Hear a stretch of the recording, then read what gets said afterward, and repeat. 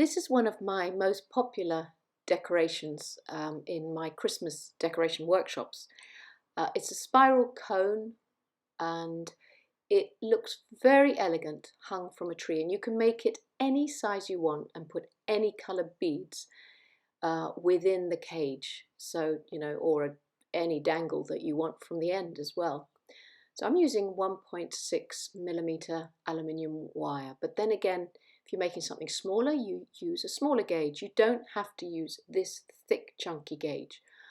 I'm just using it because you can see the demo much easier. So I'm starting off by making a tight spiral, and the radius of that spiral will depend completely on the width of the widest part of your spiral cone. So if you want to make a big, chunky, long spiral cone, then make this wider. As I'm using thick wire, I can do that. This also works well with 0.8, but you make it as a pendant, so it'll be delicate and small with beads within it, sort of crystals or whatever. So there's my tight spiral, and now I'm going to leave a tail of about 6 to 8 inches to create the other side of the cage. And the other side of the cage, so that we can have a tapered end, is going to be an open spiral. So again, you start off with a little circle, grip that with your flat nose pliers, and then curl the wire around, leaving a gap or a space between the curls so that it's sort of like a snail shell. And as you come in towards the tight spiral, you want to bring them so that they sit one on top of the other. So just slowly work from one side to the other side until they're bang on top of the other. So now you've got both spirals together. You can see, you can open them up, and what you want to do is push the coils out from the tight spirals, and this will separate them and create the cone shape that you want. So just spend a bit of time easing the gaps apart. Use your fingernails, use your chain nose pliers, and just sort of wiggle the coils apart until you're happy with the spacing. So you can stretch it out a lot, or you can keep it quite close. That's completely up to you, and it's also dependent on the type of beads you want to feed into it. So there's the cone. It's a bit like a cornetto, isn't it? And now for the center wire. So the center wire is going to have all the beads on it. So I'm using 0.8mm 20 gauge.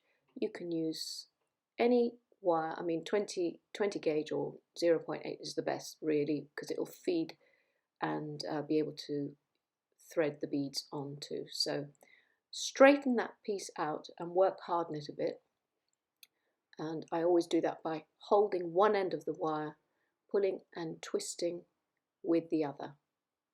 And that will work harden and straighten the wire at the same time. So now we're ready to we'll make an eye pin. So it's just a link at the very, very end so that it doesn't slip through the cone. So there's your circle. And if you hammer that, just the end of that circle, that will work harden it, and it means it won't distort. So now I'm ready to go with my large eye pin.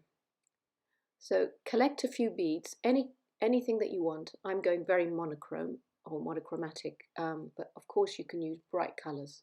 So I'm starting off with an end bead, and then I'm pushing the wire through the centre of the cone, and then I can feed the beads on inside the cone. So you're going to have to start with a smaller bead because it's narrow at that end, and then build up to larger, wider beads. So use anything you've got to hand. I just quite like these wintry colours as I'm making a collection of whites and crystals and silvers for a sort of group of, I want to make a group of 6 of them for my tree. So as you can see, I'm getting larger and larger beads, but anything you've got to hand is a great way of using up beads. And a bit of bling, a bit of a crystal.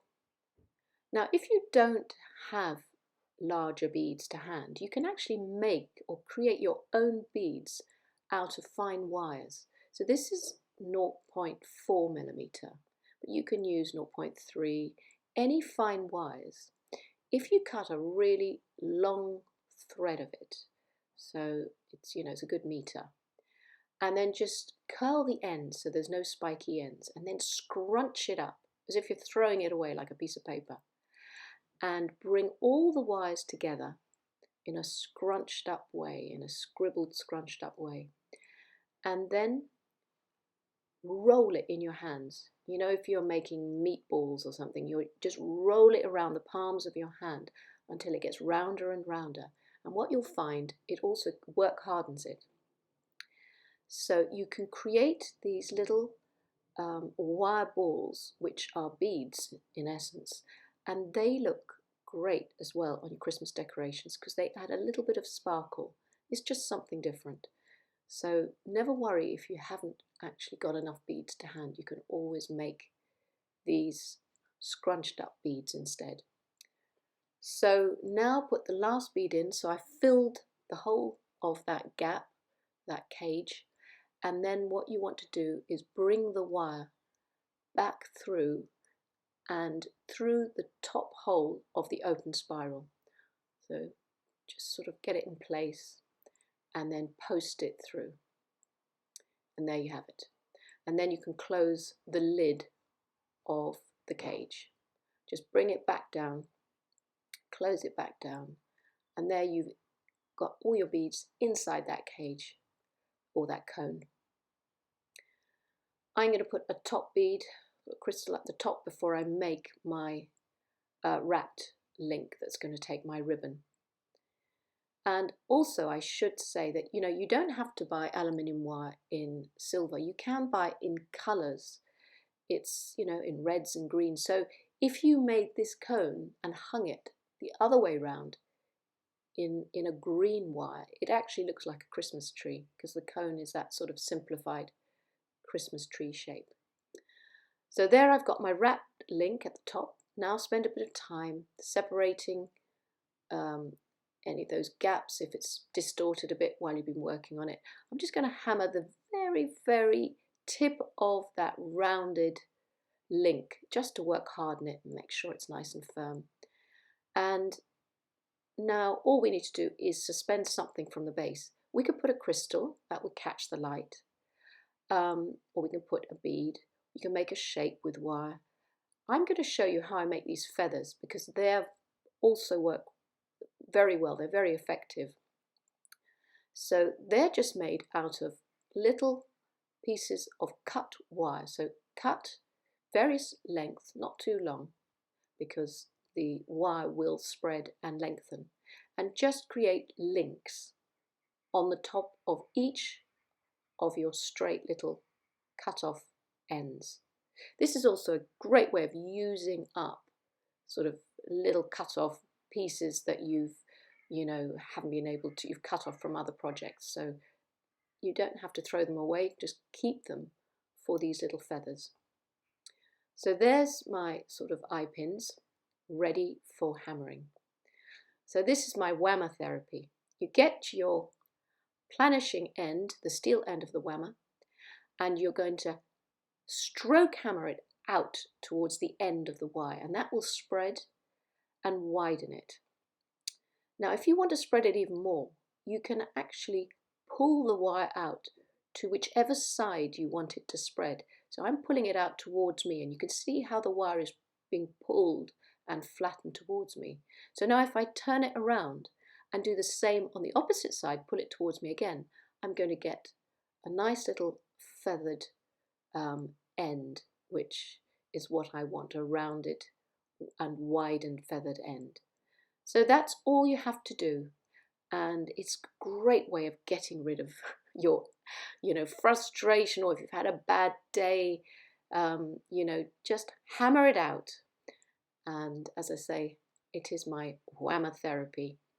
So I'm going to make 3 of these. 3 works very well. You can also add beads amongst this little sort of dangly end of the spiral cone. But these will move with the breeze on the tree. They will catch the light and they'll just add another bit of sparkle and movement to your decoration.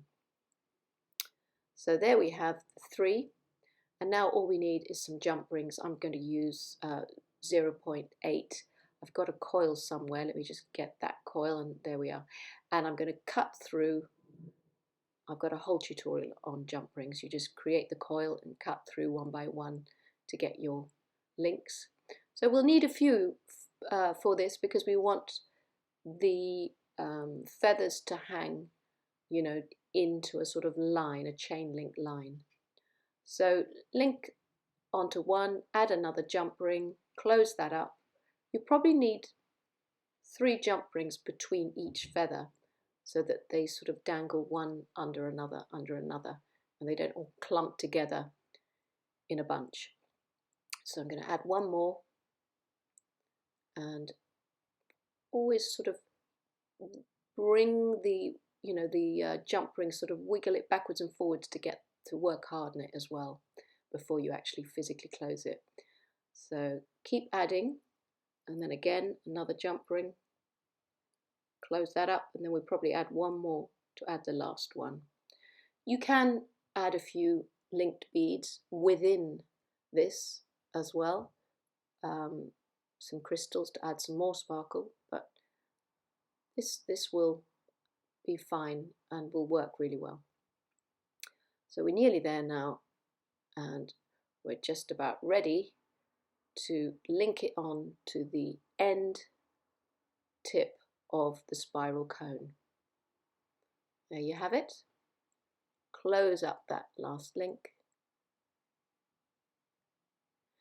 and then all that's left to do now is put the ribbon on the top, and there is another finished spiral cone decoration. It's a great way of practicing your spirals, and as I say, it looks so effective as a window decoration or a tree decoration.